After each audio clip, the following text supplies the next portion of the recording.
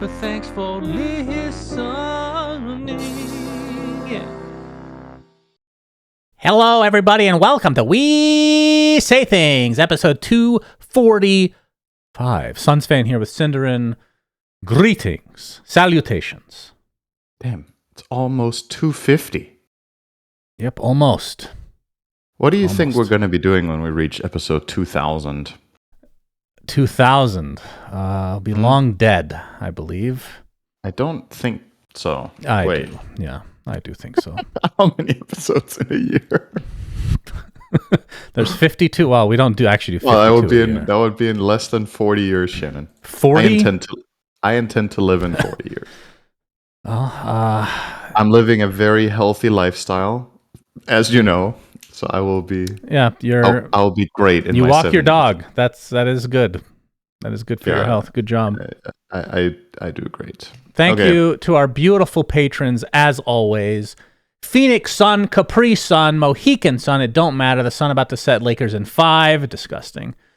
Amish Toaster. The rumors for Artesia to Secret are stronger than the rumors for LeBron to LA ever were. No matter than a Hatter.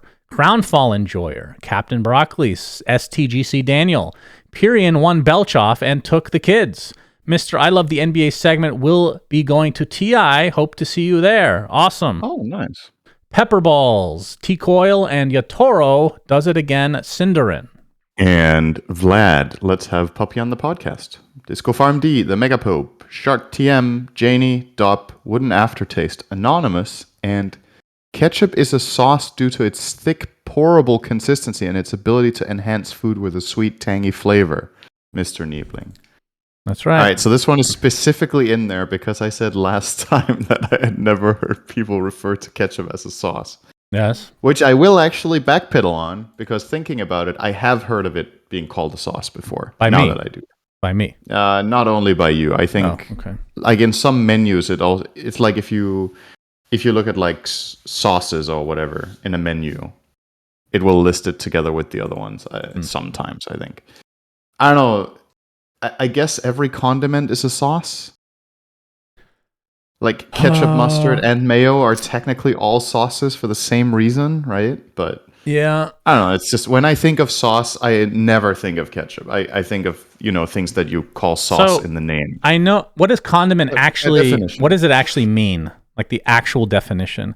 Like what is like salt and pepper is a spice, but you don't really say, is there any spice on the table? When somebody says condiments, I kind of just group that in, but that's probably wrong, right? This is a really riveting conversation and probably a very long episode. So it says, by definition, a condiment is a substance such as salt, mustard, or pickle that is used to add flavor to food. Okay. Well, there you go. So I was right, actually, somehow. Thinking I was wrong. Okay. There are 7 condiments that every kitchen should have. Olive oil, vinegar, sriracha, honey Dijon mustard. That's very specific. That's good, though. That's really ketchup, good. Soy sauce, and if you guess the 7th condiment that every kitchen should have, I will buy you $100 horseradish. dinner. Horseradish. Correct. It was Nutella. Oh, all right. Okay, very good. What the fuck, man?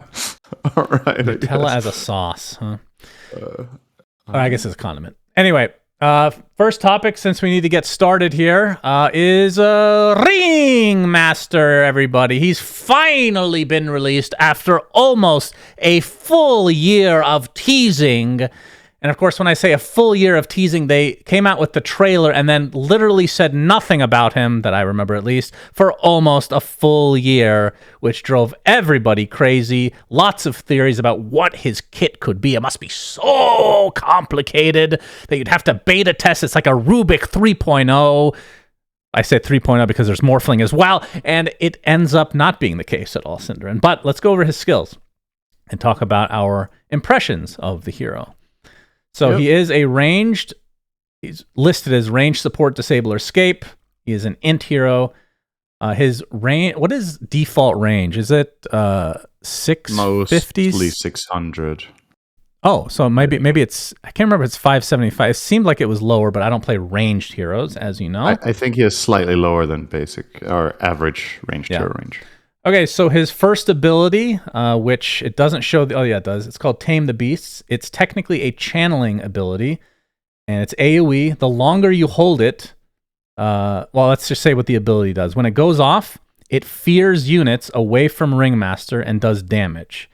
But the longer you hold it, the more damage it does, and the longer the fear lasts. But the downside is the AoE constricts to be smaller, which is really cool. So you can channel it super fast just to cancel. Like if SF is ulting, for example, you can just reset his channeling essentially just by doing like a 0.1 stun, or you can hold it all the way and it has like the maximum effect, but in the small AoE. So if you're set up by a stun, can be very powerful. What do you think of this ability? Or do you want to go over all of them and just talk about the hero itself? Let's go over all of them and then summarize our impressions, I think. So his second ability is Escape Act, which is a single target ability onto allied heroes. It's essentially a save, kind of puts them into a box, but they're silenced, they're muted, they can't do anything other than move around, essentially. But while they're moving around in this AoE, they do gain move speed, I believe. I'm just doing a lot of this. Okay, it actually shows there. And it... if you go outside of the AoE, you pop out early, but you can stay in if you want because you get a ton of magic resist. I think it goes up to like 80% magic resist or something to that effect. So effectively a single target save, but it has a lot of like cool use cases where, because a lot of times like with the save, you can't move. This allows you to move, but if you do move too far, then you pop out early. So it's all about the give and take. So interesting ability. His third ability is Impalement Art. It's a skill shot, really long range skill. It kind of just throws out this dagger, and when it hits a hero, it slows them initially for like a second, and then it ticks every, I don't know how often, but it does a bunch of HP percentage about once damage. A second, I think. So it slows initially and then does a lot of damage over time. If it's on a creep, it won't do as much damage, but it is good for last hitting in some cases. And as you upgrade it, you gain a charge. So if you're level 4, you have 4 charges of this. So pretty sure it does not stack on itself unless this was a bug. I mean, I doubt they would want it to stack, but essentially the slow, if you want to stack the slow, you got to do them relatively fast. Otherwise, if you just want the damage, then you just wait for the full duration, then you do it again. But it is exceptionally long range. And then the ultimate, which this one is hilarious. Okay, I want to tell you a quick story, and it's going to sound like I'm accusing Valve of something. I am not. Absolutely not. It's just a hilarious coincidence. People talk about when you look at skills, and it's like somebody, I think, posted something on Reddit where they went through every single one of these skills, and it's like, oh, it's just like this hero's skill plus this hero's skill combined. That is kind of just how everything is. Like, it's really hard to come up with something super unique without it being overly complicated, convoluted, whatever. So in Relic Arena, we came up with a spell. I'm not going to say what it does or anything. It doesn't really matter. But the Juicy would have, it's Trojan related, okay? The Juicy is, and Jenkins came up with this, the Trojan horse comes out onto the arena, and when it hits the target, it taunts them for 3 or 4 seconds and then blows up. That is literally what this ult is, basically. So, and we were testing this the day, so in like the morning, and then later in the day, this came out. I'm like, what the fuck? How is that possible? It's like almost identical. That's so crazy. But this skill, it's a point target. So it throws out it's called Wheel of Wonder. It throws out like this big wheel, and when it procs on the location, it has a huge area that slows and does damage over time. And then if any units look towards it, it'll activate and taunt units close to it, and then blow up after a certain amount of time. And if nothing taunts it or activates it, it'll just blow up after like 6 seconds or something like that. But it does a lot of damage, and the taunt is a pretty long period of time, to the point where they actually nerfed it already after less than a week. Very cool ultimate. Then the Shard, which I was surprised. So he does not have an innate. Wait, he does have an innate, sorry. He doesn't have a facet, and he does not have an Ags, but I was really surprised that he has a Shard. This one, think of like Seer Stone. It's called Spotlight. It has a relatively long range. It's not global, but puts a moving, like slowly moving spotlight on the map, which reveals the area and revealing invis units. And then it deals, I believe, like extra damage to illusions over time.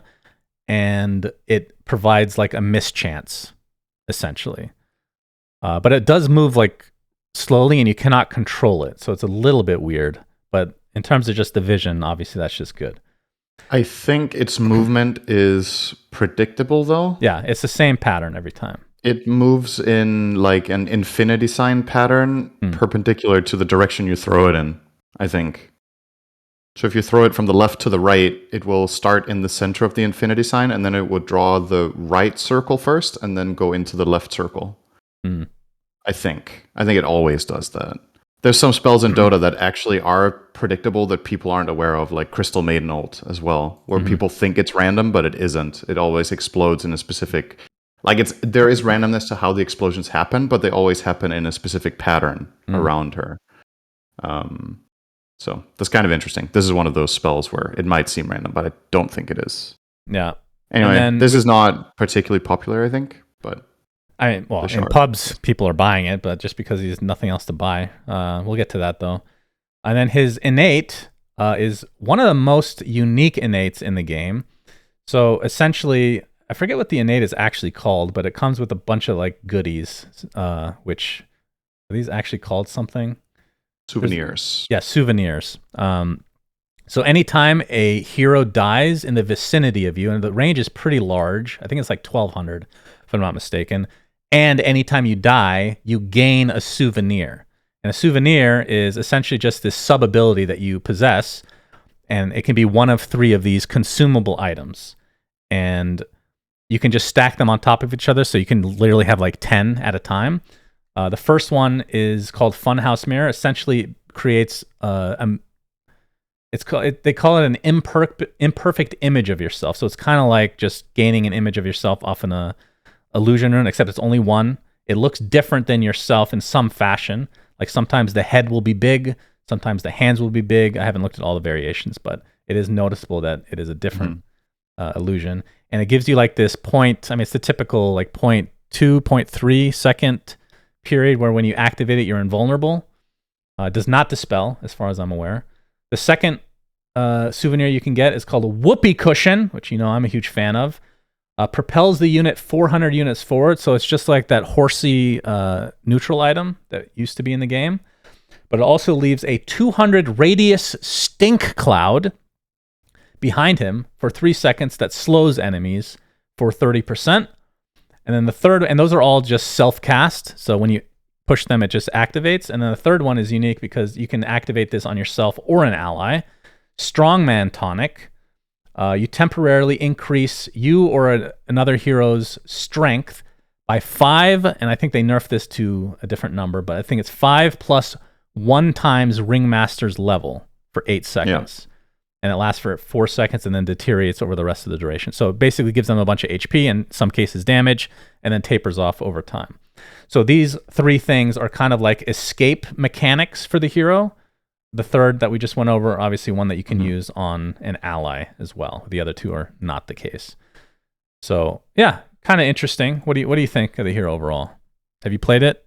I haven't played it, but I've played with and against it multiple games, so I have a pretty good idea of how the hero works and what's really strong with it, and not so much what's strong against it, because I think the hero is just really good.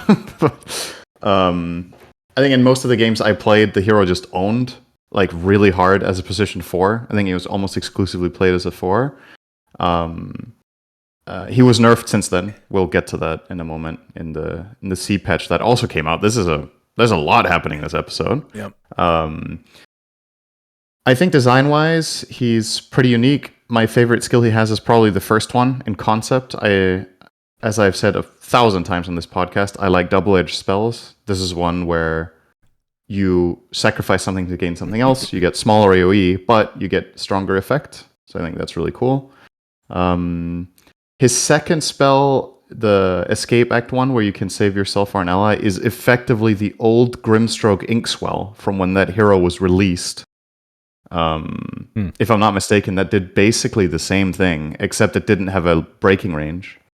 I barely. I think that one gave bonus movement speed as well. I think it gave more than this one does.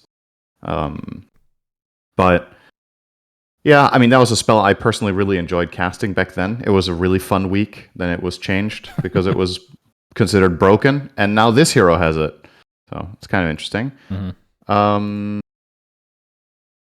I think conceptually the ult is probably too strong. It's a ranged black hole in a way. Mm-hmm. It's obviously not instant like black hole is, where you just cast it and people are just instantly pulled in. You can't BKB this, can you? Or does it? I actually don't know that how this interacts with BKB, if it pierces or not. I believe it does not, but chat will Okay, remind us. if it does not, that is important because then it does not.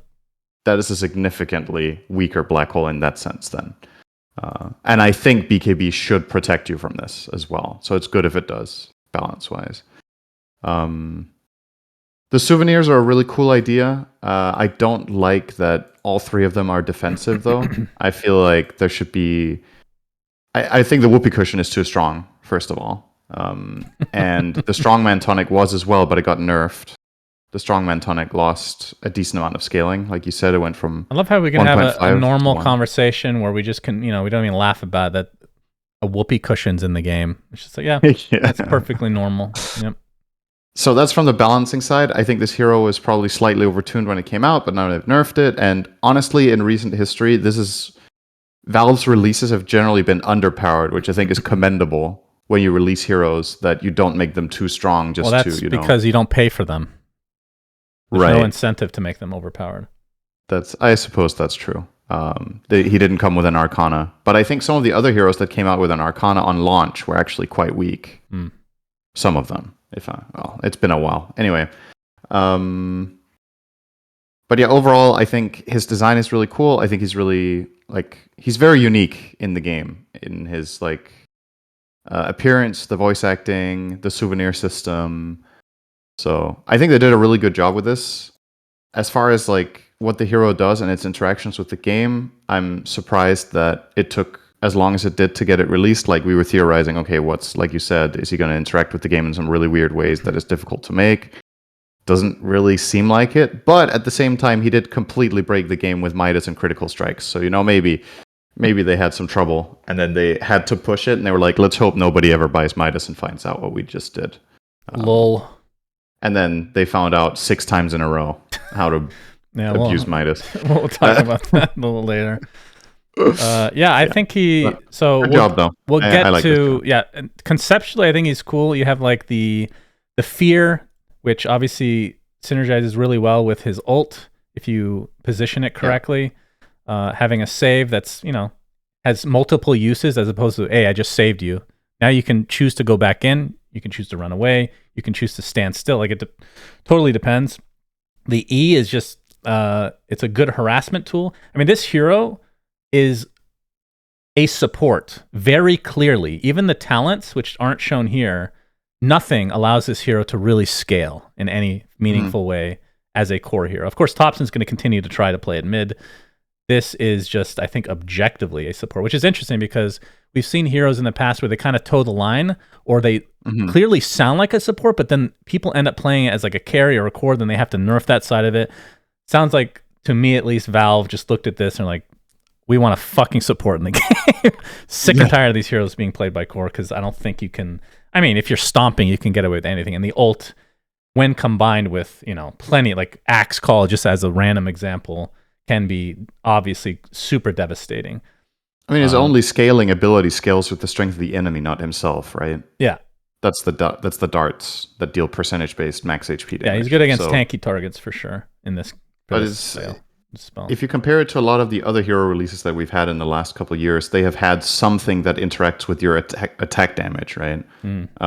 Or your attacks in general. And he doesn't have that, so there's way less appeal of even trying him in that direction. Like, most heroes that become cores late in the game either have some sort of ridiculously powerful spells that scale with cooldown reduction a lot or with attack damage, and he has neither. So also, on top of that, you could argue that his spells using the whip in late game is probably pretty difficult because of the short cast range. Like, you don't really want to position yourself to even use that ability. So yeah. What was I gonna say? The one thing I didn't mention about Escape Act, I was talking about the double-edged thing about the whip. Escape Act obviously has that too. I really like saves that aren't just click the target and they're just better. you know? That was my critique of when they reworked Oracle's second spell, which was one of my favorite spells in Dota, was Fate's Edict, because you disarm your ally, but you give them magic immunity. So it was like a really strong trade-off, like two extremely powerful effects, one negative, one positive, and the same on enemies. This one is you save the ally by giving them a lot of protection, but in turn they can't play their hero. So that's, quite something. Yeah. I think that's cool. Where was I? I guess I was just talking in general. I think his skills are cool. There's definitely good synergy. It's not like overly synergistic to a point like from a design standpoint where like some hero, I mean, I don't know if they've done that in the past. It feels like Marcy was kind of random at the beginning. Like the ult still feels really weird to me. The shard I think is kind of weird. I don't know how I feel about it. It's kind of whatever. Yeah. Feels like it's mostly for vision. They just buffed it today, so it does a lot more damage to illusions, technically. I tested it initially against like PL. Didn't seem like it was that good. But just from like a vision going high ground thing, it could be worth it. So the innate, which is the most interesting part about the hero, I was reading something in chat which I wasn't aware of. These act as items, apparently. So if you get silence, you can still use them, which is really cool. I think this conceptually, it feels in some ways like the neutral items when they first came out. Like conceptually, it's kind of interesting. And I don't mind a lot of it, but I don't like the fact, I guess it's just one thing I don't really like. When you use one, it can never be the same one twice, but it's random between the other two. I feel like the lack of control in that feels weird to me. And I'm not even I don't mind RNG, but this one feels like it's not polished in some way. It needs to be fleshed out a slightly bit more. But obviously we're not going to be seeing this in Captain's Mode anytime soon. So they'll have plenty of time to mess with it if they want. But just from like the base concept, I think this is a cool idea. Do you know what the internal cooldown is? It's like, let's say you have 5 souvenirs and you use one of them. What's the cooldown of the next one? Chat can tell us. My gut is telling me it was like a 1.5 seconds, if I remember. Wow, if it's that short, that's crazy. It's relatively short. Yeah. Something. Because I was thinking like, oh, you're in a shitty situation. You really wish you had a whoopee cushion now. How fast can you farm one? If you have a couple of souvenirs on you, 2-second cooldown. Okay. I don't know. I feel like that's also going to get changed. Probably. I don't think that should be 2 seconds. I think it should be longer. You think they're really that good? I mean, they're not. It's not like they're totally game changing or whatever. It's not like an actual spell in effect. But it's just, I think, let's put it this way. If you didn't have souvenirs at all, I think the hero would still be good. So these are just like icing on the cake that you kind of get for free. One of which is usable on allies, and with some heroes is really powerful, the tonic. If you want to keep these in, obviously you're keeping them in. You're not removing the souvenirs. I'm not advocating for that. But I think the effect of, especially the cushion, is probably too good for the fact that you just get this like kind of for free, I'd probably... Was that one nerfed in C, or was it just the tonic? I actually don't remember. I read it last night. I think just the tonic was nerfed, Yeah. So the next thing I want to talk about is still related to this hero. I want to look at the original video, which I'm going to play in the background with no sound. And we're just going to narrate over this kind of. So Axe is coming into like a jungle area, chasing a kobold, kills the kobold. Turns out the kobold is like a mechanical thing. He's like, oh, interesting. Okay. So far, absolutely nothing to do other than thematically to do with Ringmaster at all. He sees a bunch of lights in the jungle that are lighting up now, kind of illuminating a path down the jungle and then revealing through a curtain this big device, which kind of looks a bit like the save spell a little bit, but it's vertical. Wait, is it vertical? Hold on. I'm going to pause this. I actually forgot what this looks like. Yeah, this is vertical. It actually does not look like that at all. So the save thing is like one of those magician, I don't know what the term is, when you're in a box and you have like the swords go through or whatever. Yep. So this one is one of those like carnival attractions where you test your strength, right? So Axe is gonna tests his strength on this device. He looks like he might have broken it. And the head is spinning. And it turns out he can't actually remove his axe. Of course, he could run away freely right now, but we're going to ignore that part. He can't go anywhere without his axe. And then the device starts turning into a demonic type of thing. It will end up opening up and consuming Axe. It opens up and you can see all these mechanical arms coming out. Axe, of course, can't leave without his axe. I've said axe a million times.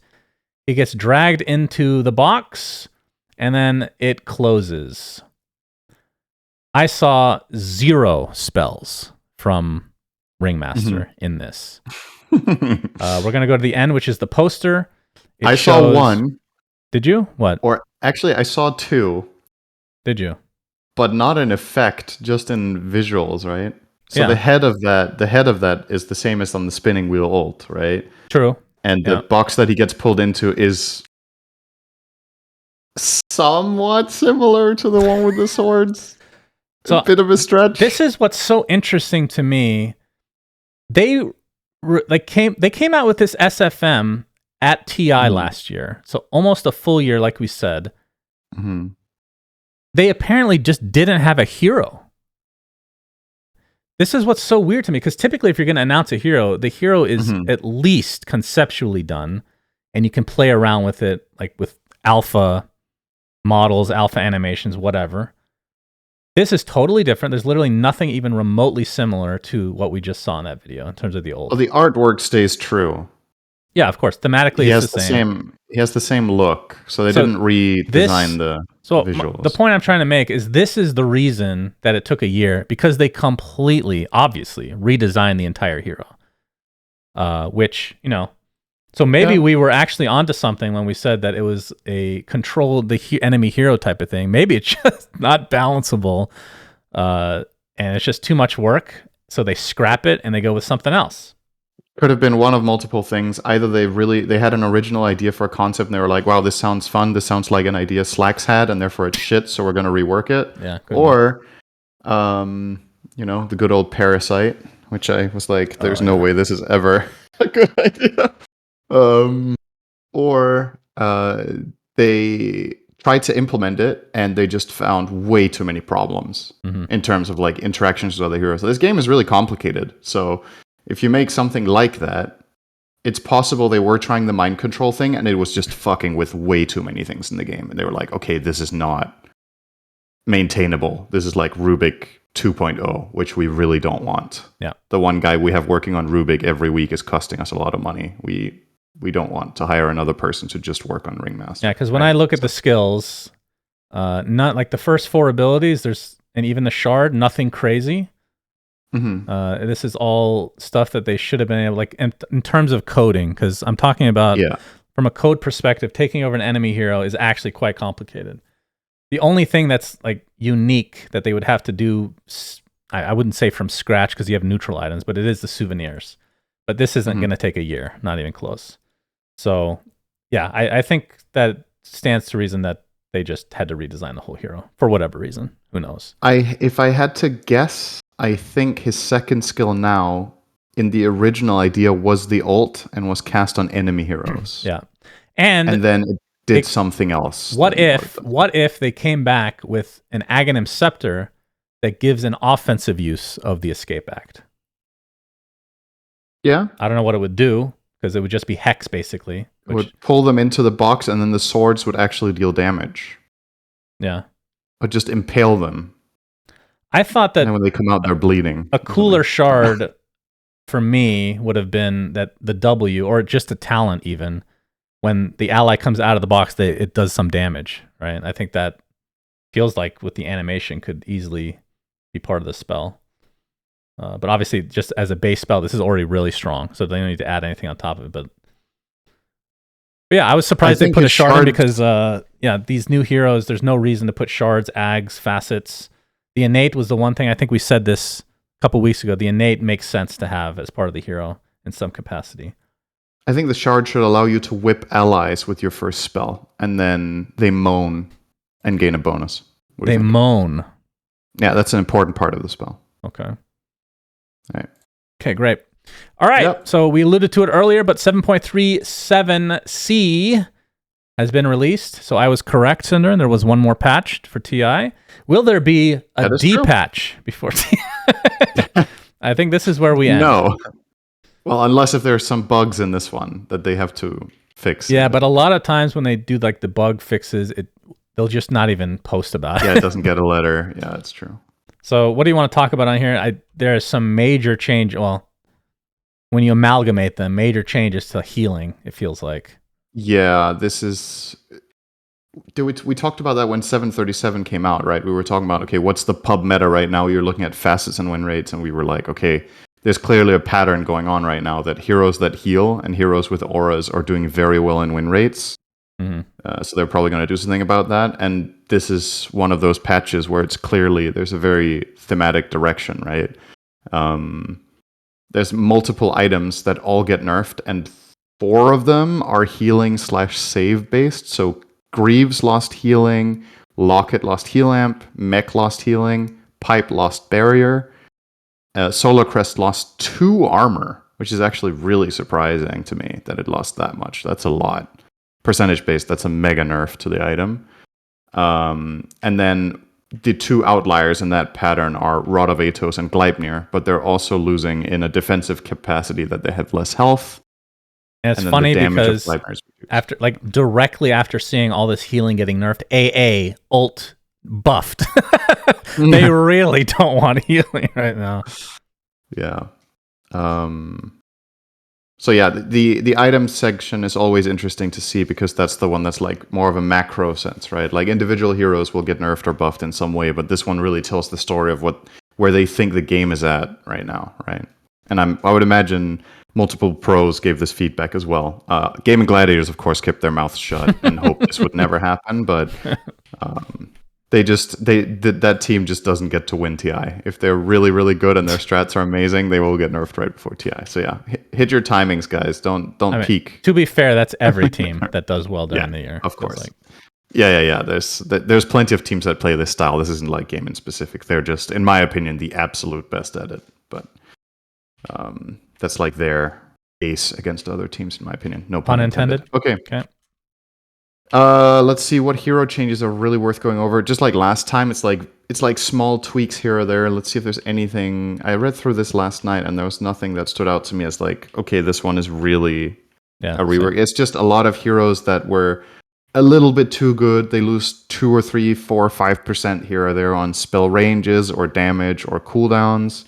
Some of the big winners that happened to, and some of the losers got the inverse. But there's no like Ringmaster got the most nerfs, probably. Changes. Yeah, Ringmaster got the most, but he's not in TI, so that's... What would you do if they put him into CM?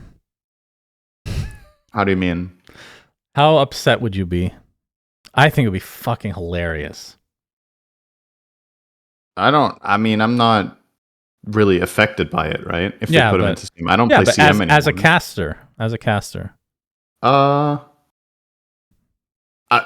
I wouldn't mind. I don't know if the hero is completely balanced, but if it isn't, he would just get banned every game, right? Yeah. If he would be too good in pro. That would be so funny.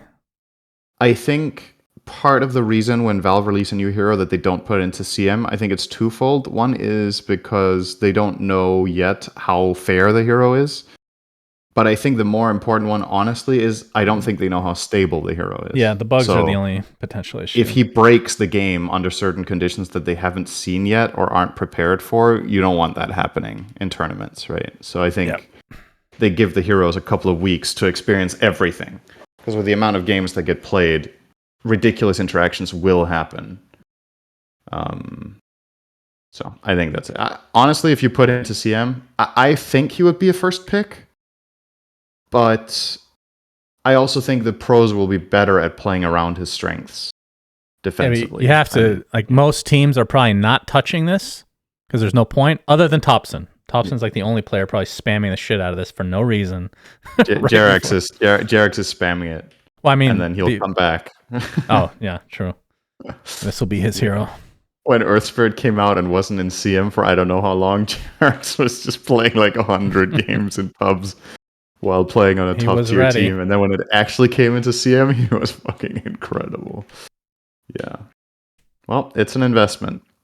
But yeah, that's honestly it. I don't think we really need to go over the rest. I think the item changes are the big change in this patch, and the rest is like 2% nerfs. I'd say Tinker 2% got nerfs. maybe one of the bigger nerfs with the status resist on defense matrix for late game. It's better early on, but it's from 40% to 30%. This hero, like, are you expecting to see this hero a lot at TI? Yeah. But he's been nerfed so much now that it might not be a first pick anymore, potentially. But I mean, in the most recent tournament we just had in Fissure, he was first phased, picked and banned, and that was on 737B. So these are the only changes from a tournament where it was first pick. It's probably still first pick, honestly, but we'll see. Okay, yeah, those are probably only big notable ones that we can talk about. Oh, I just wanted to quickly talk. We didn't write that on the outline that we were going to talk about Fissure, so let's just remember that, or do it now. Are we talk about that tournament? Okay. I mean, it was our closest tournament to TI, right, with a lot of top tier teams. So if anything, it's like a. Okay, well, I wanted to quickly wrap up the 7.3C with the Midas bug, since that's kind of part of it. Oh my God. Can you take us through what the Midas bug was, Cinderin? All right, so let me just. I don't have all of them in my mind, but let me preface this with: I didn't play a single game while this was happening. So I think the same for a lot of people. When the first bug was discovered, I wasn't playing at the time, and then I just kept seeing these new bugs, and I was like, okay, I mean, what the hell is going on? So somehow, I don't know if this happened in 737B or after some point with Ringmaster. I don't know exactly what caused it, but people discovered that there were all sorts of different things you could do with Midas to refresh its cooldown or lower it. I'm not going to go over all the specifics, but think of it this way. You could buy a Midas on any hero, use it, and then by doing some sort of manipulation, you could have it ready again or have it ready sooner. And every time one of those was discovered, it got fixed, and then people discovered a new one. 6 times in a row. Over the course of how long? How many days was this? 2 or 3, I think. It felt like a long time, to the point where... I think it was over 3 days. I think if it was any other time of the year, they might have just disabled the item. But because it's before TI, maybe it's better just to... Because you have millions of beta testers that are testing this shit out to make sure that it's ready for TI. So maybe that's for the best. 3 days of miserableness. I would have loved to be a fly on the wall at Valve during this and see how they reacted. If they were actually laughing or frustrated or both, you know? It's kind of like the dynamic that you have with anti-cheat. That's kind of what was going on here on like a different scale, right?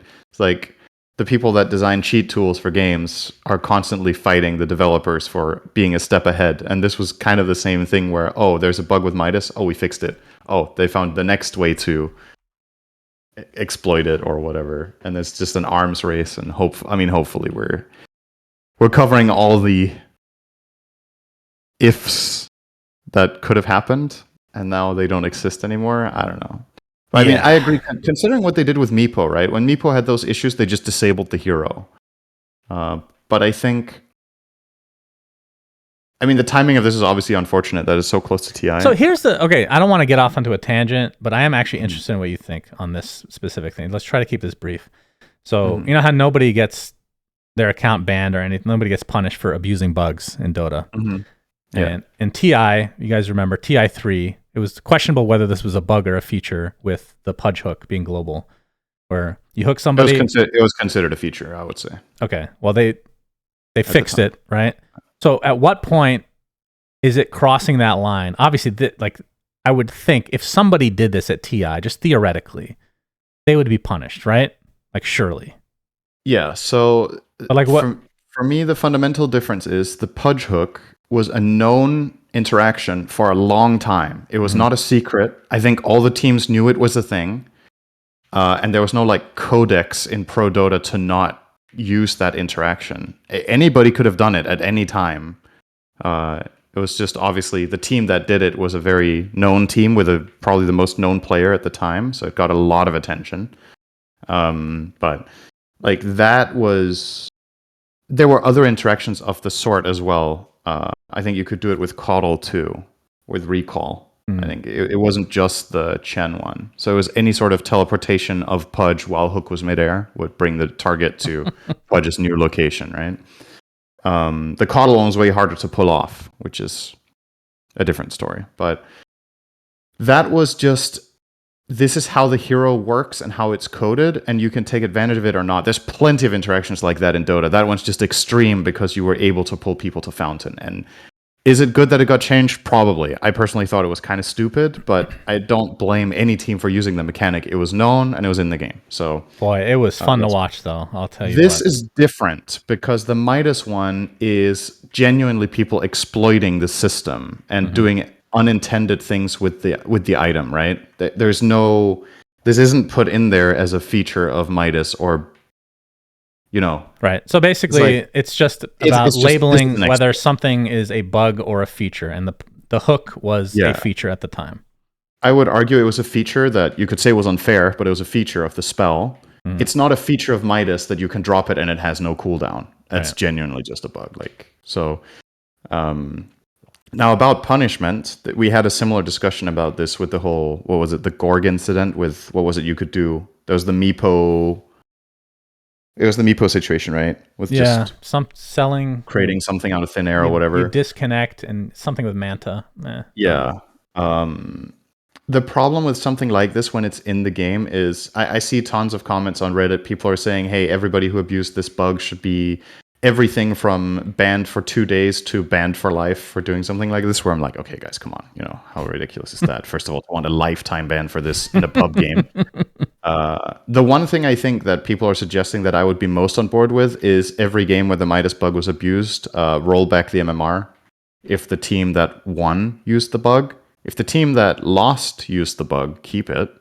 But I don't know how complicated that is to do or whatever. The thing about punishing people for using stuff like this is I have the same stance as I did last time. If you discover an issue like this, it should immediately either be taken out of the game or hotfixed, which they tried, but there were just more and more issues, unfortunately, with this one.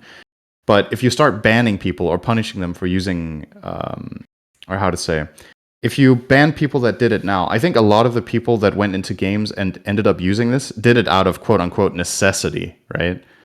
They did it because if they don't, they just default lose the game because other players are doing it. So it leaves you with two choices. Are you going to go into a game inherently at a huge disadvantage, or you're going to use the same exploit as quote unquote everyone else is to try to get a game out of it? That's why I think it's hard to punish people for it, because I think a lot of the population that do this because they want to play Dota, and it's not fun to play Dota if you enter the game and you can't win, right? So that's that. All right, moving on, Cinder. And I said keep it brief. You did not at all. Oh, did you say keep it brief? Yeah, you don't listen to me. That's okay. No. Fissure Tournament, Cinderin. I'll keep Fissure brief then. Yeah, keep this one brief. Thanks. I really appreciate that. So this was an 8-team tournament leading into TI with a lot of top teams: Spirit, Betboom, Gaimin, Falcons, Tundra, Cloud9, which is Old Entity, G2IG, and Nouns. 2 groups of 4, of which 4 teams advance in total, 2 per group. In Group A, Tundra advanced together with Betboom, and in Group B, Spirit advanced together with Falcons. And then the bracket is formed with upper bracket first, Tundra face Falcons, Spirit face Betboom. And without going over all of the matches, effectively, I mean, this was a very high-tier tournament with the quality of teams. A finals that we've seen a decent amount, or multiple ones, right? We get Falcons in the finals again. They play against Spirit after Falcons 2-1 Tundra in the lower. Spirit beat Falcons 2-0 in the upper finals. And then Falcons play against Tundra 2-1 in lowers. And then the grand finals has a marathon of a game 1. 71 minutes. Spirit played Tinker in that one. Of course. Can't wait for that. Did not get played after that in this series. But Falcons do manage to grab all 3 games, so they clean sweep the finals 3-0. They played 2 Nagas, which is one of their go-to heroes, but they were playing it as a 5, which is, a bit of an old-school twist on the hero in a way. That is becoming more viable with the changes Naga has had with Delusion stuff. So yeah, it's So Falcons 3-0 in a finals. Wow, I've never seen that before. yeah, That's I know. interesting, huh? Though this tournament was considered a tier 2 tournament, which I would say is, by definition, probably because of the number of teams and the prize pool. The quality of the teams in the tournament were definitely tier 1, but I think in order to be a tier 1 tournament, you need to have more than 8 teams, or you need to have a significantly bigger prize pool. I think if you're going to have this little teams, first of all, having half of them go out in groups, which the groups are very tiny. Like, this is a very short tournament. Why are there even 2 groups to begin with is the real question. I guess maybe not enough time to do it. But a tournament like this, I know it's weird for Dota. I think there's no reason to have double elim. I think that's overkill. You can extend it in other ways that make it a little bit more interesting. In which case, Falcons would have just lost the tournament. But they're the masters of learning from their mistakes and punishing everyone that gets in their way. Honestly, I don't mind this format for a 5-day tournament. I think it's reasonable to do 2 groups and then do double elim because the groups might not have been fair, right? Like if one group is just way better than the other, then you get a second life. If that's the case, then I think nobody should get eliminated in groups. Yeah, so you would do groups for seeding and then some teams start lower. I mean, a lot of tournaments also do that, right? That would have also been fine. Yeah, it's just a little strange, but yeah, quickie tournament. Still cool though. And I don't know how much stock you want to place in this going into TI, but obviously Spirit and Falcons did well in this one, and Tundra got another 3rd place for their collection. And Gaimin didn't win a game or a match. Sorry, they did win individual games, but they didn't win a match. They went 0-2. Yep, they're done. They obviously they're garbage, and they just got nerfed in the patch. So easy peasy for everybody else. I personally don't think too much of what happened here, except the one thing that is clearly becoming a consistent pattern is that Falcons just don't miss. They just don't get out of top 3, right? So if you had to pick a team going into TI that's like, okay, on average, excuse me, based on the last half year, Falcons is probably the single team that is most likely to get a top 3 finish, but it doesn't make them, a clear favorite to win the whole thing. But I think they seem like the safest pick for a high placement, at least. Sometimes Spirit miss, sometimes Gaimin miss, sometimes BetBoom miss. Falcons just always get top 3, right? So, we'll see. All right, that was short, Shannon. Yeah, good job. I'm impressed. All right, going on to the Compendium that was released for TI 2024. We're not calling it TI 13 for some reason. I'm not going to lie, I don't even know what comes in this compendium. I personally did not purchase it, did not look particularly interesting for me. Let's see. So for $7.50, you get all features and activities, which we're just going to pretend that we know what that means. Aegis emote, 51 bingo tokens, 36 fantasy roll tokens, and 1 player sticker capsule. And then if you buy the $30 version, you get all of that. Plus more. You get more of what we just said, plus loading screens, 2 effigy blocks, and a teleportation effect. 25% of the sales will contribute to TI 2024. Is there a tracker somewhere? I mean, it's going to be low, obviously. Can you Google that real quick? Sure. I haven't seen one. As we scroll through, I don't know if they actually... The bingo thing, I think, was last year they had it, right? Oracle's challenge, predict which teams will advance and which will fall, and bask in the accuracy of prognostications, assuming you were right. According to this, just the Dota 2 prize tracker homepage, according to that, the total prize pool right now is at 2.3 million. Okay. Assuming that the starting prize pool is 1.6, which I will also assume that. Yeah. So 2.3. Last year's prize pool was 3.4 at the end of it all. The graph, the trajectory here, let me see, where is it? I'm just checking if it kind of follows... Oh, it isn't graphed at all. It's only graphing the past one. Okay, whatever. So I can't really tell how this corresponds to last year's development in speed. Anyway. So yeah, what are your thoughts on that? I I don't think we need to really talk about the Compendium. I think it's kind of rehashed from last year, and I personally feel like I don't care about that. I think the tournament is obviously it's going to be not as prestigious in the prize pool perspective as Riyadh Masters from now on. I think that was a given what happened last year. But yeah, what are your thoughts on everything?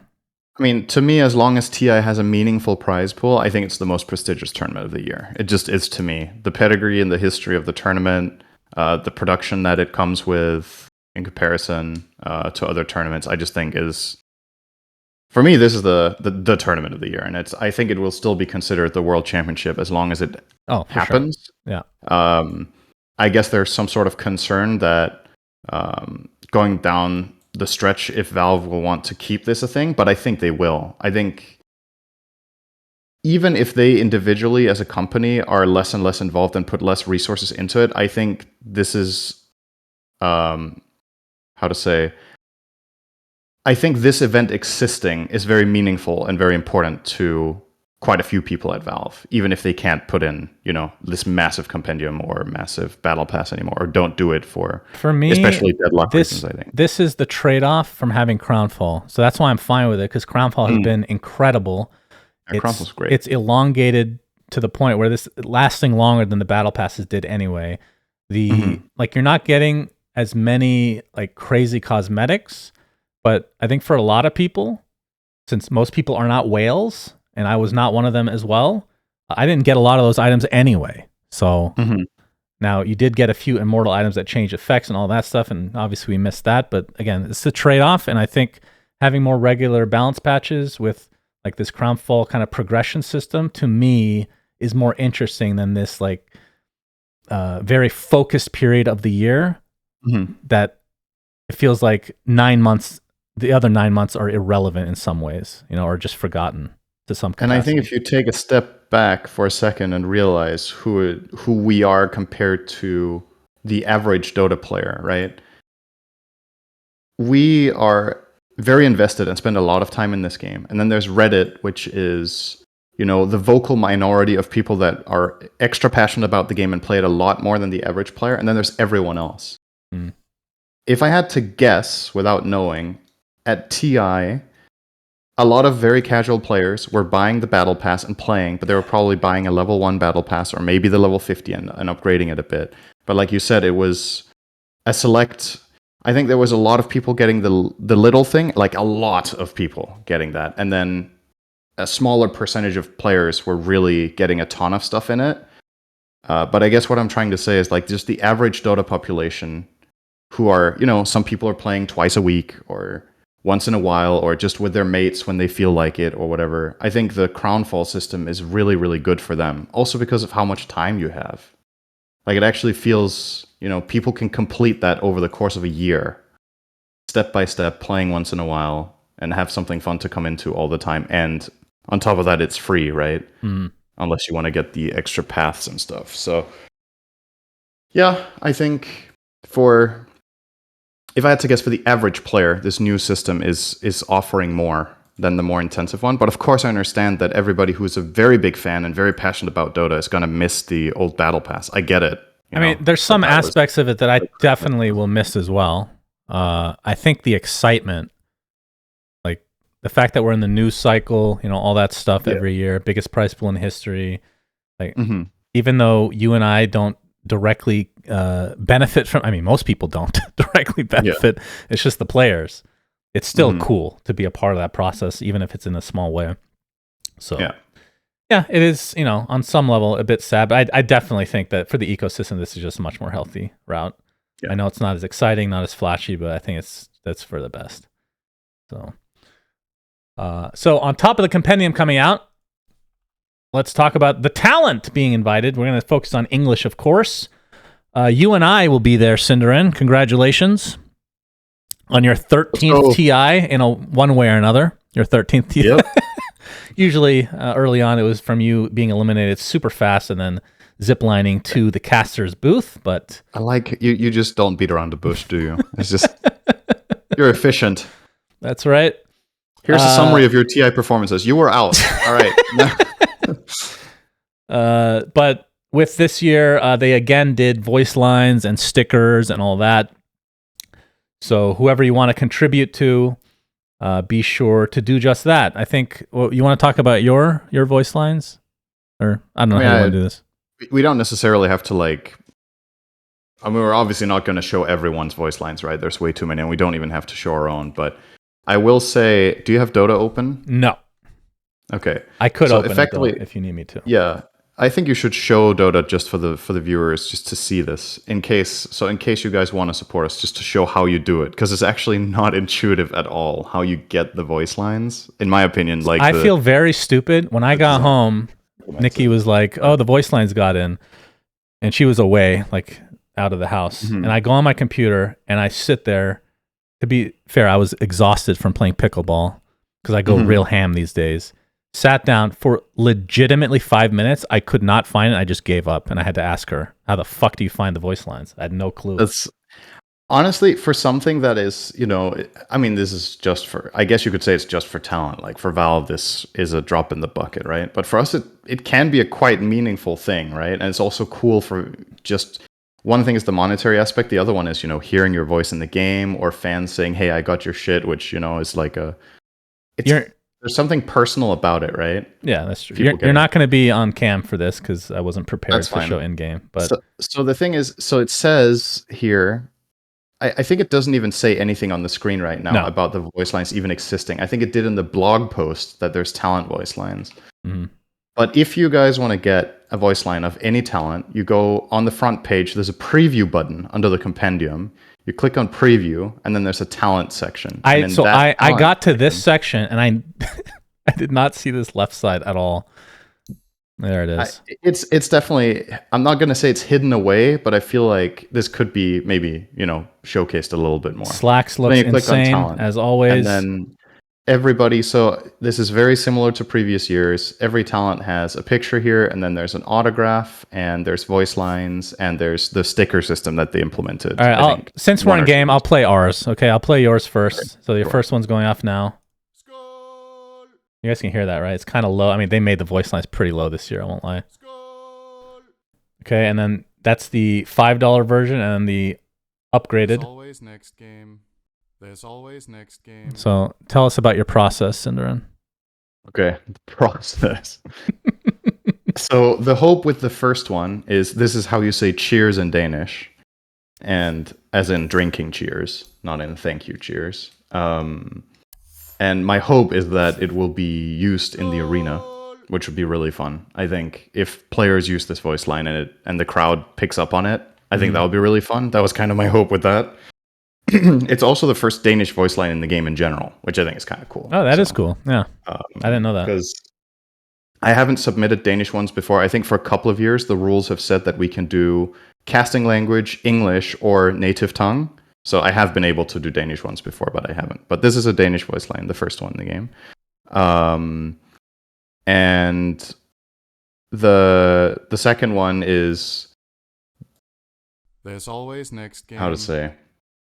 It's like, it has two sides to it, because one is that you can use it in case you fuck up or it's a bad game for you or whatever, and the other one is obviously it's kind of a taunty in nature, right? If you're killing someone in mid, you can be like, "Hey man, there's always next game," or whatever. So that was the idea. Yeah, I'll go over mine. I will mention obviously Slacks and Jenkins have.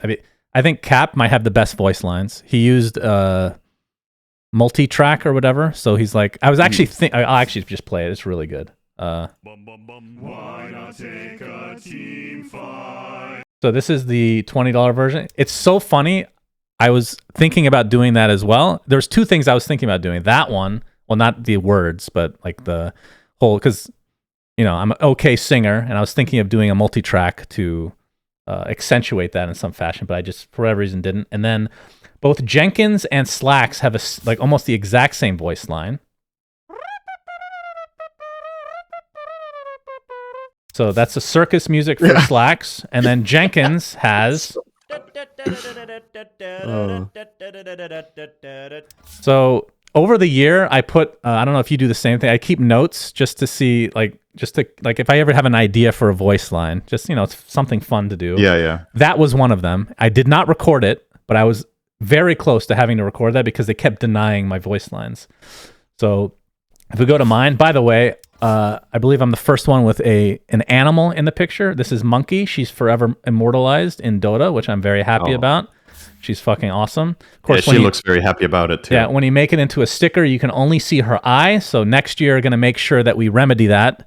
And I'm going to do the invoker orbs with all 3 of my cats surrounding my face. So we're going to do that. So my first line is this. Oh no, I don't understand what just happened. So I call this the Elmo voice, but apparently it sounds more like, what's his fucking name? What's the frog? Kermit the frog. Kermit. I'll tell you the story about this. Oh no, I don't understand what just happened. And then the upgraded version is my usual, which was in a long time ago. Which I'm sad that this is you have to pay $20 for it, but I think this one is very satisfying for me to just constantly spam. So I sent in a bunch of voice lines. Obviously, a lot got denied this year, as usual, Cinder. I did not send the belch in this time because, and I have an email as proof. It was PGL technically that said this, but it was through Valve, of course. I was asking questions because, all right, I'm a curmudgeon-y guy. You guys know this. I'll complain about shit all the time, but I think the important thing to understand is that I'm authentic, okay? I say it how it is, even if it hurts my chances for getting something in the game or whatever the case may be. So last year, I only got 1 line in. I was fucking pissed. And I was the only one that got 1 line in. And I sent in the crusty laugh again. Mm-hmm. They denied it. So I came back and I was like, well, actually, sorry, let me backtrack. So when I initially sent my voice line, or before I sent the voice lines, and they send a list of rules, the rules are identical to the last few years. Mm-hmm. And I asked for clarification about a couple things. And PGL replies with, answering the questions. And then the last line is, if you send your belch in, it will be denied. And they gave like a hard deadline for things to get in, or for you to submit your shit. So I did not send the belch in this time, guys. I'm sorry. I know that it was an important storyline that we're finally ending, which, it does make me sad in a way.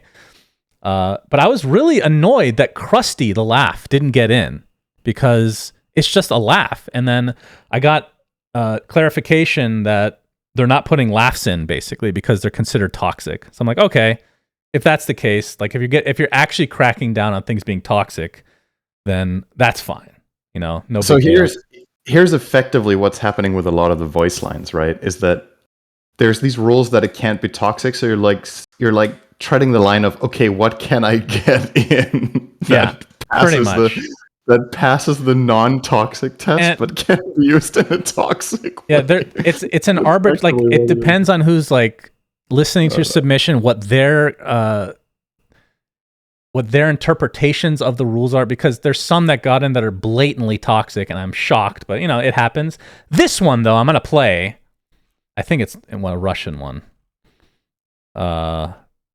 Is it Russian? Yes, the guy that's dressed up as Joker. Let me just play this. So, I'm not going to lie, little salty that got in, because that's literally just a laugh, and my crusty laugh was no more toxic than that. But anyway, overall, the submission process was at least, it was much more transparent, I guess, even if the rules are not 100% abided by in every facet. I mean, that's, that's understandable to a degree. But anyway, yeah, we got invited. We'll be casting TI. Should be fun, Cinder. I can't wait for you to show me around and be a great host, because I know you're very good at doing that kind of thing. Well, I will preface this by saying I don't live in Copenhagen, and I never did. Yeah, it's okay. Even if I went to your actual hometown where you live, I expect nothing from you. So. Well, that's good. First of all, that's a good start, but of course I'll show you some places. I know some places in Copenhagen that are nice that I want to go. So we'll have a good time. Okay, sure. So this other topic, if you'd allow me to segue, since we're talking about the talent. I was just going to mention one last voice line. Okay, go ahead. Sure. So I closed remember, it. No, you don't need to play anything. Everybody knows this line, I think. So just like this year where we were told nothing toxic, one of the years that the instructions were pretty clear, no toxic, nothing toxic in nature. The voice line that made it in that said goodbye clown. Are you kidding me? Who?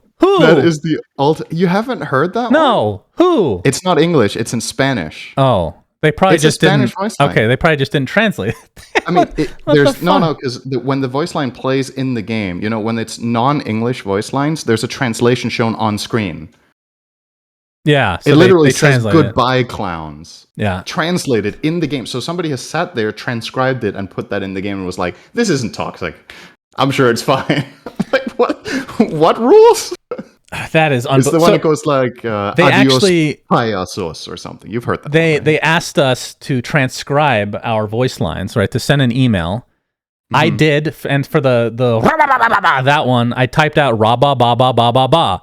They put in noises. That's it. Just fucking says noises. Why? Why must you fuck me every corner? Anywho, still a better experience than last year since I only one fucking line in. Honestly, I think that's a pretty good description. Anywho, okay, so this is going to be an interesting topic. So I want to segue to snubs. This is not something that we talk about very often, but I thought it was important to bring up. So two people come to mind. One of them is on this picture, actually. But first, I'm going to start with BSJ. So, and first of all, before I get started, I want to say this very clearly. This is absolutely not meant to diminish anybody getting hired in any way, shape, or form. Okay? Very clear. I hate it when people do that on Reddit. It's actually one of the things that tilts me the most. And a lot of times they're comparing people that aren't even doing the same fucking job anyway. Yeah. But I know what it's like to not get invited to TI. And I think it's important for somebody, because I wish that somebody had spoken up for me. And the reason that I am back in casting is because of fucking you and Slacks talking to WePlay to get me invited to the Animator. So I think this is actually an important topic. But first and foremost, BSJ, not even on this list, not for remote. He was invited for a bunch of other TIs in the past. Mm-hmm. And as far as I know, he didn't really do anything that was over the line. I keep hearing about like rumors that he was complaining about something. Generally speaking, people don't get ignored from Valve for TI because they're complaining about something. They would have to go over the line. That has happened in the past, but I don't think that BSJ is part of that group. So BSJ, I think, is a very good analyst. And the other one, which is on this list, but he's only doing a remote again for the second year in a row, is KheZu. And this one is the main focus that I want to talk about, because when I found out he was not invited for main stage, I was fucking flabbergasted. Like, I literally, my mouth was just agape. So he's doing a remote. I personally, and obviously I'm going to be biased, I think he's the number one analyst in the scene. I know multiple talent and orgs, tournament orgs, that think he's literally the number one analyst in the scene. And I think a lot of times when because he came from being a pro player, similar to yourself, and sometimes you have to pay your dues. Like a year you might get snubbed, which I think was last year. Like when he didn't get invited for main stage last year, I was surprised, but at the same time, like, I mean, this does happen. You can't invite everybody, et cetera, et cetera. 2 years in a row is insane. I think he's very elite at being an analyst on both the analytical side as well as personality. I think he is the best analyst, period, in Dota. And so I was very disappointed. Very, very disappointed. He is zero drama as well. Just like, from my perspective, I was really surprised too. And I think it's a very big shame. And I personally just think flat out it's a miss. I think it's a miss on him. I think it's also a miss on BSJ. Full disclosure, I don't know what any of the motivation is for how Valve invite people. Obviously, they just have, they have a plan for what they want the product to be. And not being invited to any individual tournament or any individual event in the year does not mean that, you're not doing a good job or whatever. It's possible that you can be really good at one thing and that it's just not on brand with what the tournament is trying to be, right? So, for example, if you had a tournament that wanted, how should I put this? Let's say you had a tournament that wanted really ESPN professional, like very straight man casting, right? I think for example, you and I, a big part of what we do in casting wouldn't really fit very well in that product. So I could understand if that's the type of thing you're going for, that we wouldn't get invited. I would get it. It would be like, okay, yeah, this is not, what we do, what the fans like we do, doesn't fit in. What KheZu does and what BSJ does, I think, completely fits in with TI, both in terms of style and skill and what they bring to the table.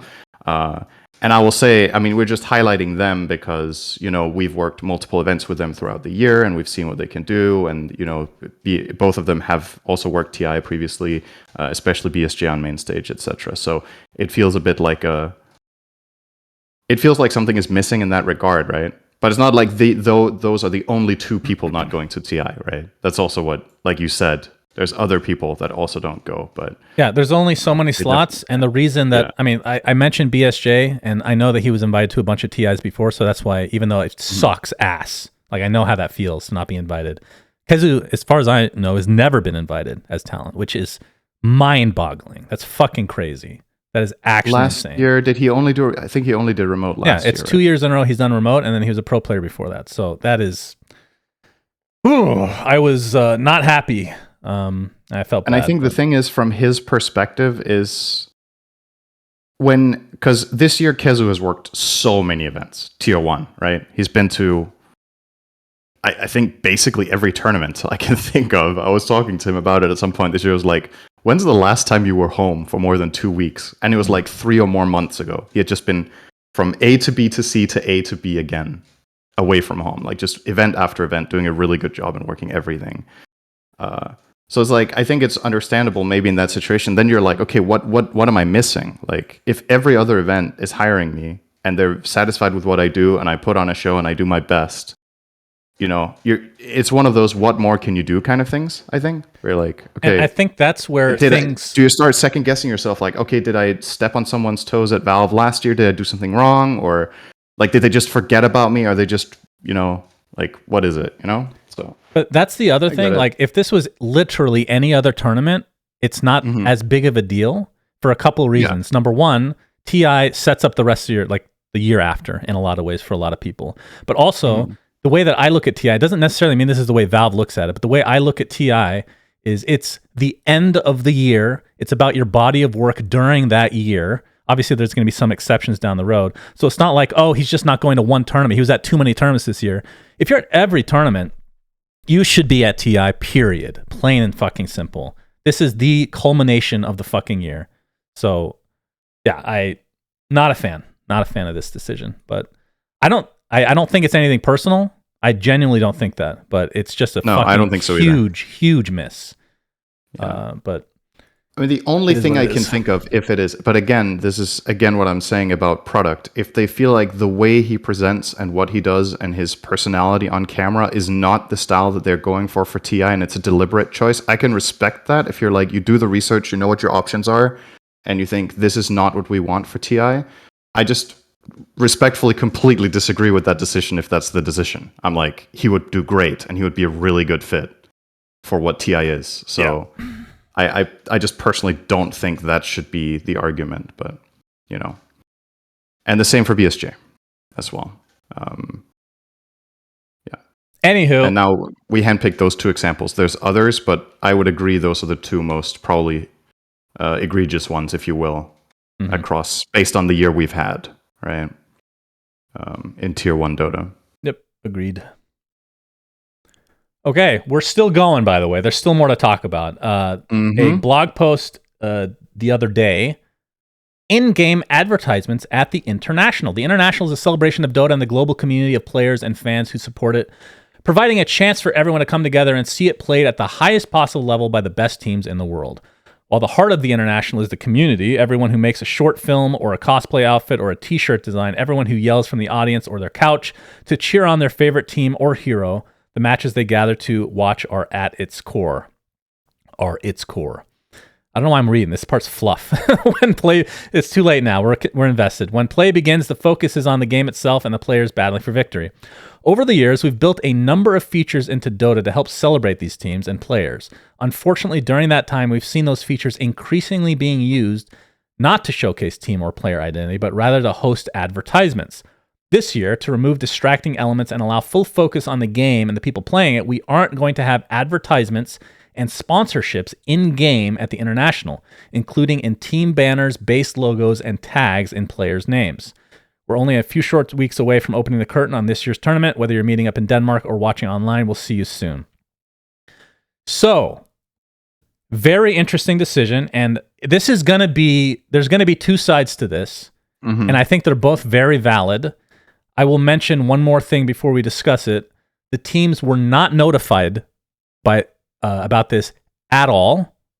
They learned about it from the post. In fact, I believe, go ahead and talk about it. I might find a tweet here if I can try to figure that out. Let me see if I can find it.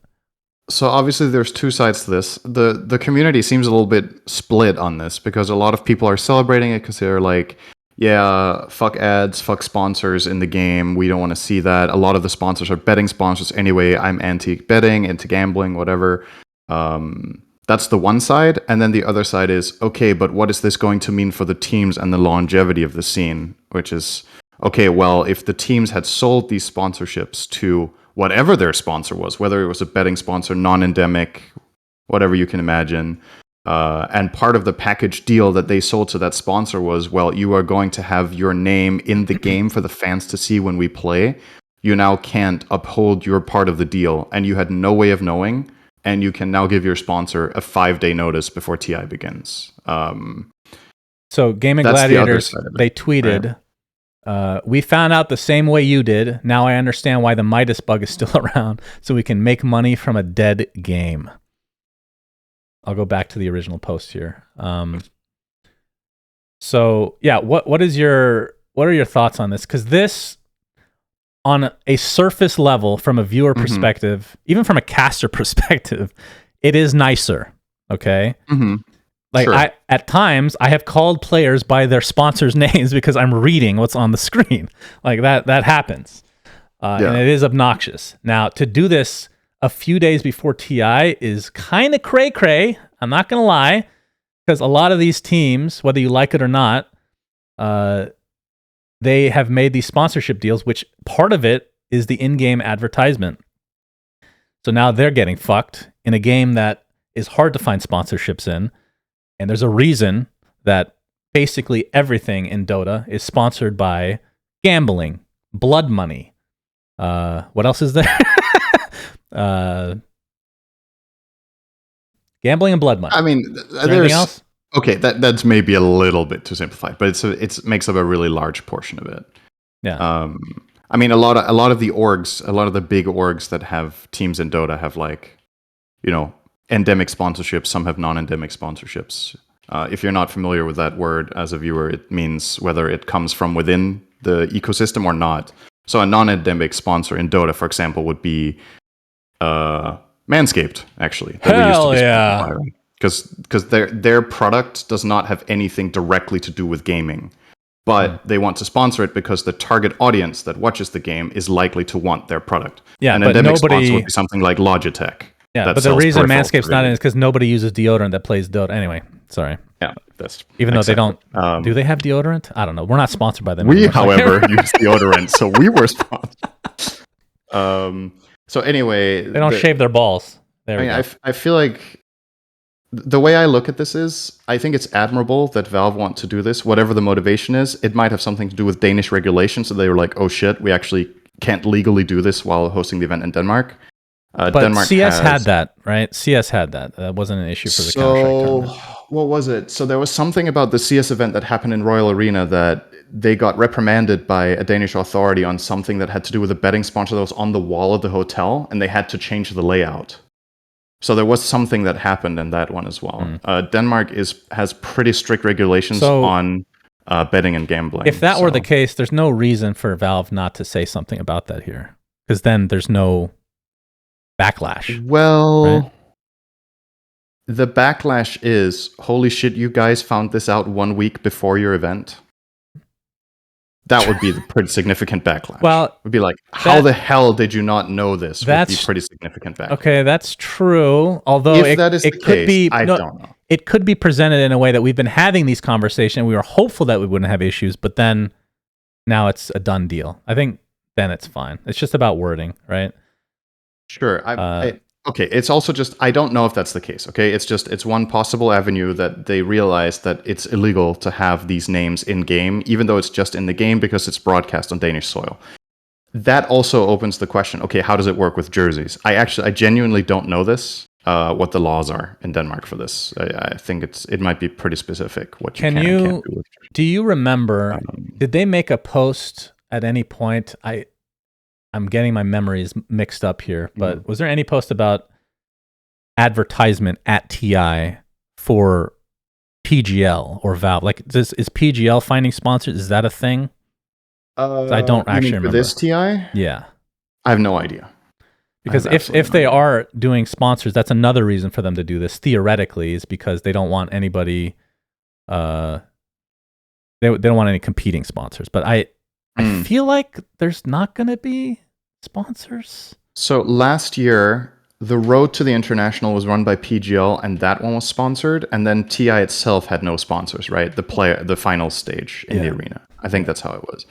And this also says at the International. It doesn't say at the Road to the International, right? So it's possible that the Road to the International still has some stuff that the International doesn't. Mm-hmm. But either way, I mean, with the asterisk that I genuinely don't know the local regulations and whether or not that has played any role on this, let's say it hasn't, for the sake of the argument that this has nothing to do with Denmark, then let's just say Valve are doing this because they think this is how it should be for TI. I think it's a very admirable stance to take. I don't think you take it a week before the tournament. I think that's the really simple version of this. Mm-hmm. If you don't want to do this, it's fine. It's your tournament. You can set whatever rules you want. But the teams that are relying on this, and this is a big event, as you know, for the ecosystem and the entire year, and for sponsors, of course, if you're a sponsor, your dream when you sponsor a team is that your team plays at TI and does well. It's literally the best possible thing that can happen if you sponsor a team, is that they win TI. And now you're told a week before that your big investment into this team and the hopes you put in them don't even get to be shown in the game, which is... I understand the angle. I think this would have been no problem, quote unquote, if it was announced way in advance, so teams could make adjustments and prepare. Well, the timeline's just weird. Like I don't. Yeah. Like, how does this happen a week before? Well, right? Even if this was like 3 months ago, that's too short notice, because these are like, let's just say the minimum is a 1-year contract generally. Yeah, but at least then you can make some sort of compromise, right? Then you'll have time to actually make some sort of response, sure. Exactly, right? Because there was 3 months ago, you could be like, all right, sorry guys, we just got this news from TI. This is how it's going to be. We have no power in this. We can't change it. But we want to try to make it up to you as sponsors by doing other stuff for you that can hopefully somewhat compensate for your investment. You can't even do that. Because it's a week before, right? So there's no time to...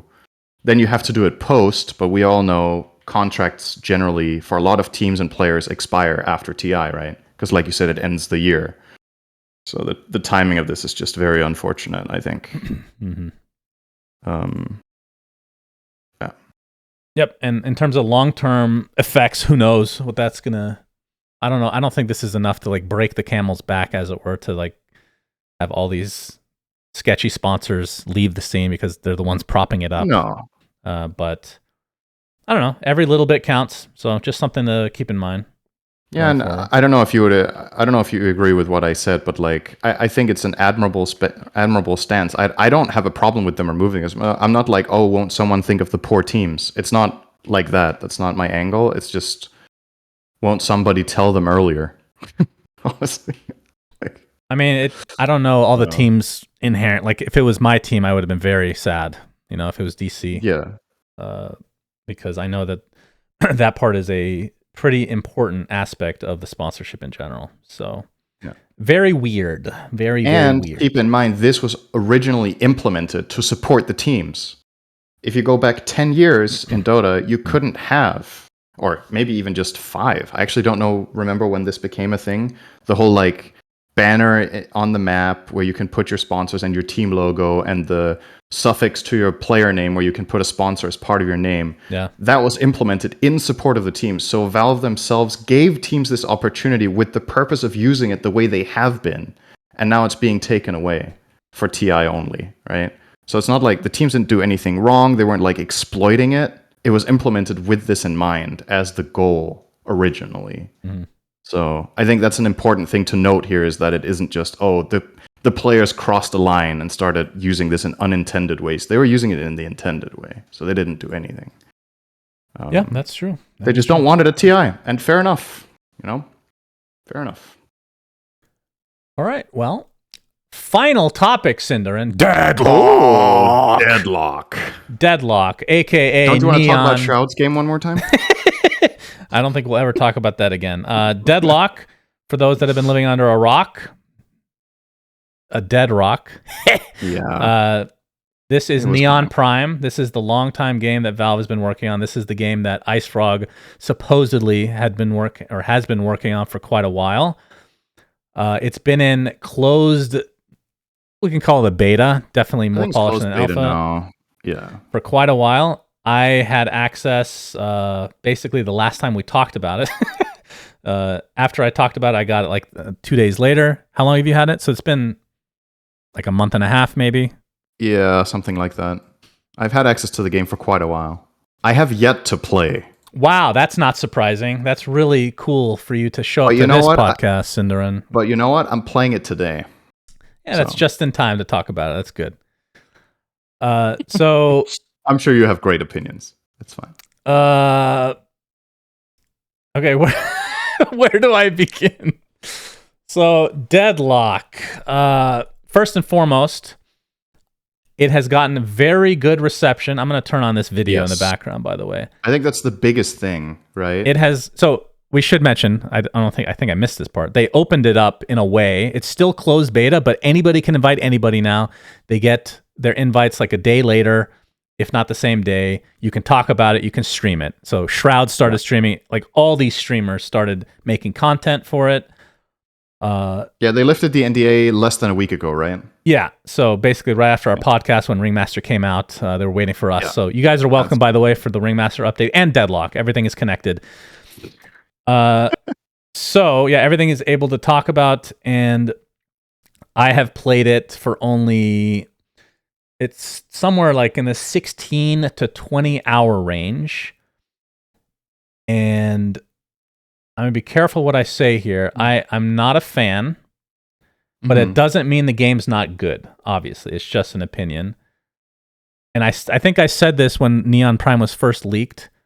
A third-person MOBA-style game, I cannot see myself ever liking, and that is the case. Now, I will mention a few things. So there's last hitting, there's denying, but and there's the FPS element, and all these Overwatch people are coming over. Everybody's comparing it to Overwatch, to all these other games, and I don't understand the comparison. It is, and I think I'm being conservative here with the number, 80% MOBA. This is 80% Dota, 20% or less is shooter. Has a lot of movement mechanics from shooters. It has the aiming, obviously. The way that I look at this, if you want to compare it to any game, the closest game that exists is Smite or Paragon, something like that. There's 4 lanes. Without having played it, just the way it looks and the way it plays. There's 4 lanes instead of 3. Your attacks have bullets, so there's a reload animation. That's what makes it more of a shooter, I guess, but they have abilities. So this is essentially Dota with a 4th lane and a 6th player on each team. And there's tons of items. It's very deep. I thought that the initial reception would not be particularly good because it's so complex, but people seem to really be embracing it, which I think is awesome. And I know a couple of people that have been working on this game for Valve, and I am ecstatic that it's having such a great reception, honestly. I think that's really cool because it's just a new game. I am very sad, however, that I don't like it because it's just not my kind of game. Like for me, since it is mostly MOBA, if I'm going to play a MOBA, I'm going to play the best one of all time, which is Dota. And if I want to play a shooter, it's just going to be Counter-Strike or something else. I feel like when you're playing a third-person MOBA, it's very restrictive in what you can do versus the top-down view. And that's kind of how it feels. Now, I will say, again, in terms of the third-person MOBAs that I've played, which I've tried tons of them, actually, just haven't put in a ton of hours, this is easily the best one that I've ever played. The heroes have huge impact. It feels genuinely feels like Ice Rock. I mean, maybe this is all bullshit and he never worked on the game to begin with, but it feels like he did because there's huge impact from the spells. And of course, some of the spells are borrowed from Dota. There's like the Black Hole, there's Rolling Thunder, there's big wombo combo potential. They have Pudge Hook, they have Pudge Ult, among others, of course. I think it's very hectic. Of course, it's still in beta, so a lot of things is going to get cleaned up. I think it's going to be think of it this way.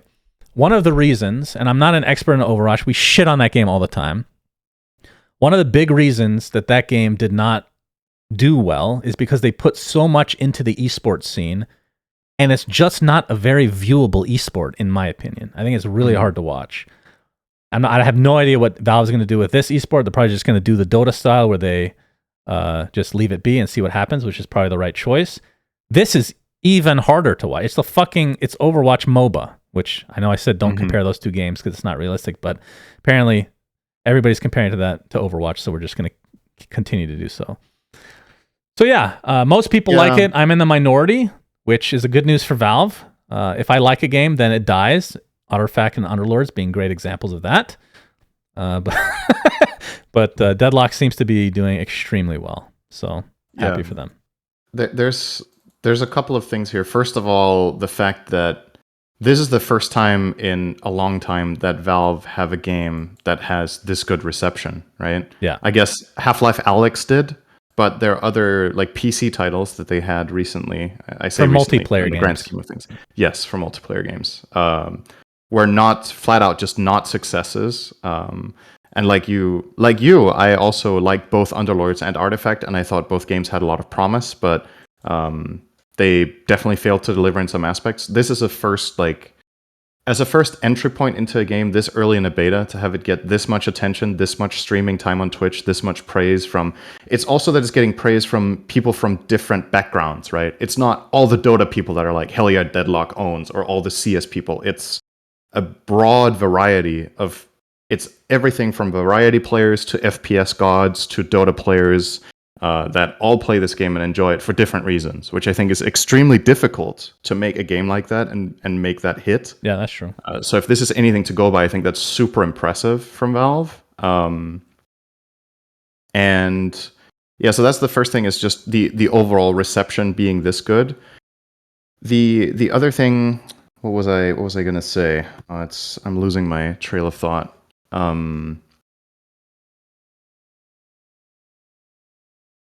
All right, you go for something. I'll think of it. I don't know why it's gone. Skip this video. I don't know what that part of it was.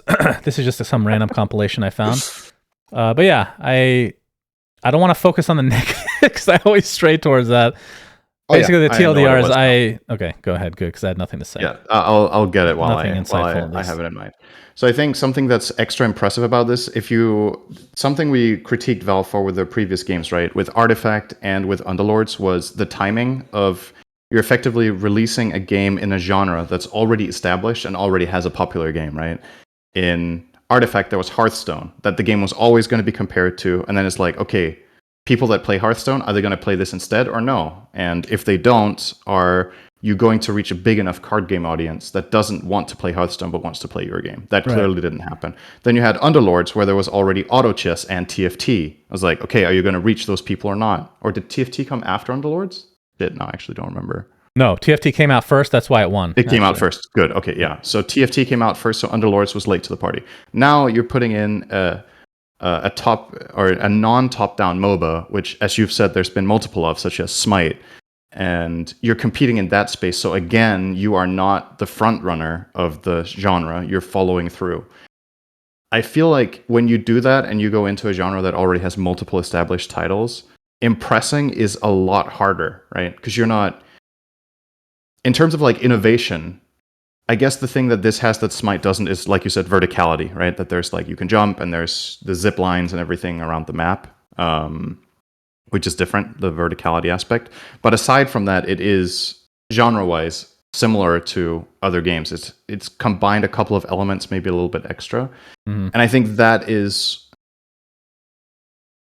if nothing else, probably extremely relieving to Valve that they now have made a game that seemingly, at least so far, based on the response, they've made a game where they've entered a genre there's tons of competitions in, and they've potentially beaten it. That's right? that's the thing that I find That's weird big. is my initial reaction to them making, and we've talked about on the podcast, why would you make this genre? Like, there's never been really a truly successful third-person MOBA. It's just, and that's why I was so confident I wasn't going to like this game. I mean, I was right, but I was wrong that other people wouldn't like it either. Obviously, the reception's great. I mean, I don't know if we mentioned it, but they almost have 100,000 concurrent player base, and the game's not even open to play technically. Like, you have to get invited. Only. Yeah. Which is a crazy. I mean, that's the other thing is like the guerrilla marketing. I mean, is even marketing? They're literally doing nothing. Valve has they've taken their past experiences where they've barely done anything marketing wise, and they've literally done nothing, and it's been more successful now. So that's kind of a scary proposition for future games, I suppose. I mean, but in terms of like the genre itself, like that's what I wasn't understanding, and I still don't really know is what is the ceiling for this genre, because like, when did Smite first come out? It's been over 10 years, surely. Like, it's not like it's a new genre. Yeah. None of them have really gotten to the point where I would say they're even remotely mainstream. Like, no offense to Smite, like, it's a small game, which is fine. I'm not saying that's a bad thing, but when you're making a game that's in the same genre, it's maybe they just thought, hey, everybody's done it incorrectly, let's do it right. And it seems that's kind of what the I'm case. That's the thing about that. That's the most. It's a very ballsy move, right? It's like, obviously Valve have very deep pockets, so this could have failed, and they wouldn't have lost their company on it or anything. They're in a position where they can take these extreme risks, if you will, and spend a ton of money on a game and then scrap it, which they've done plenty of times already, where they've thrown millions at a game and then just been like, nope, it's not good. We're not going to push it. This one clearly not the case. Yeah, it's a very bold move, and based on the rumors or whatever that we've heard that IceFrog has been working on this game, I think, like you said, design philosophy-wise, the overlap with Dota of having extremely powerful abilities, so that I can't say this from first-hand experience because I haven't played, so I'm going off of what you said, but I'm getting the impression that it's similar to Dota, where every character is like really powerful at something, right? Yeah. So they all have like they have different elements, so everybody can be quote unquote OP in their own way, but the characters are very different, right? That is extremely Dota-esque. So they've probably thought, okay, this was part of the design of Dota that made that such a successful game, so we want to take the lead from that, and assuming that he has been working on this game, implement that into this universe. And then they obviously Valve have extremely talented people at different things. They have some of the best in the world in every aspect of video game making. So it's just a matter of finding the cocktail and getting things together, right? And making it work. And it looks like this time their risk is likely to really pay off. So this is where, obviously, there's no way we can make an assessment on it. I wonder if another company, let's just say, copy-paste this game, everything's exactly the same. It's a different company that is not known. What difference? Right. Like, how much of this is people buying into Valve? Because I've done that with past games. But again, this genre has never been popular, ever. And I think people are comparing it to Overwatch. It's not like Overwatch at all. There's 6 players. That's basically it. It's a MOBA. It's 80+% MOBA. It's I think mostly people Dota. buy into Valve for the first 30 minutes, maybe. It's like, okay, this is a Valve title. I've got to try it because it's Valve, and they made Half-Life, and they made Dota, and they made Counter-Strike, so it's probably a really good game.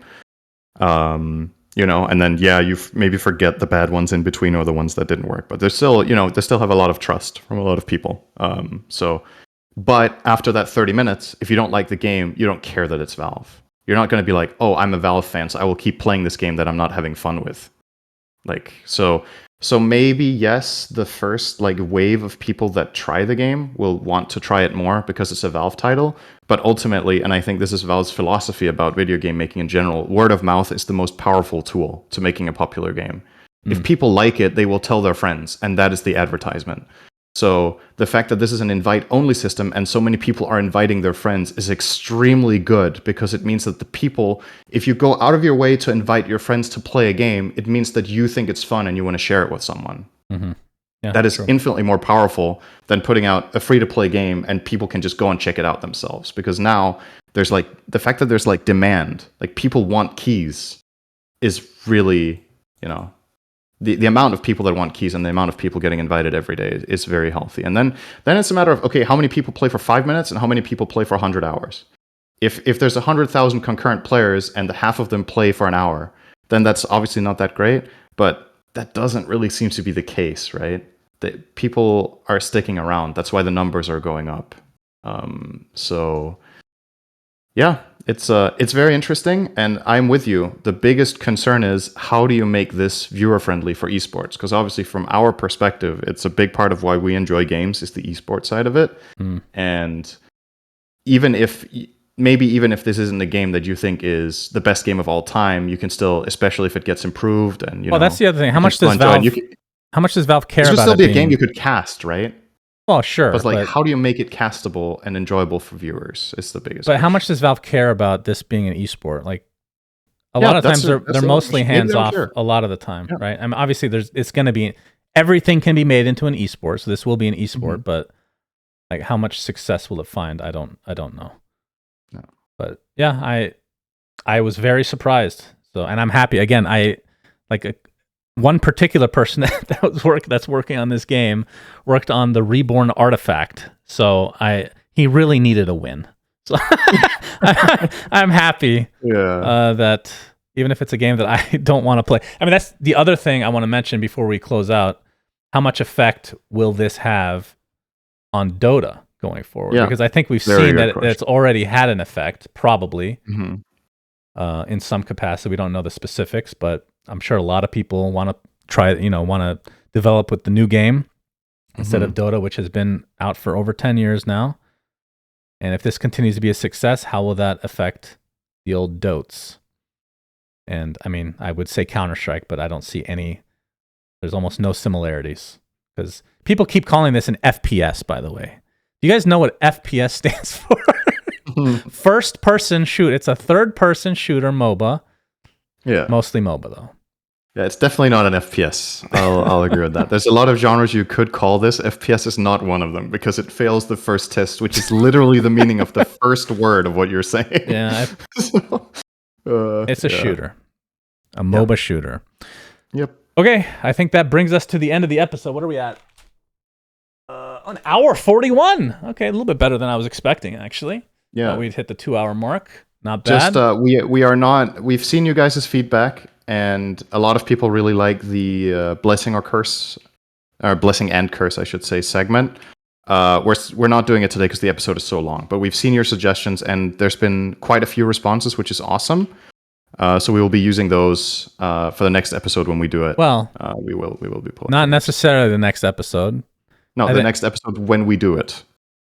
Whenever. We will use their suggestions, not ours, is what I'm saying. There's been enough suggestions coming in that people have fun prompts that we can use. Yeah. So hopefully we'll keep using yours and shout you guys out. Yeah, I mean, we have plenty of episodes post TI that we struggle with topics when nothing's happening. But yeah, we can. But the next stuff might be, the next couple of episodes might be a bit dense with other things. So. Yes. Well, I don't know if we're doing another episode before TI. We might be. We'll see. Otherwise, we'll be at TI. So stay tuned, ladies and gentlemen. Thanks for watching. Until next time, Sunspence Center signing out. Hopefully, we see some of you guys at TI. Peace. Come to TI. Peace. We say things that don't mean anything, but thanks for listening. Subscribe. Yeah.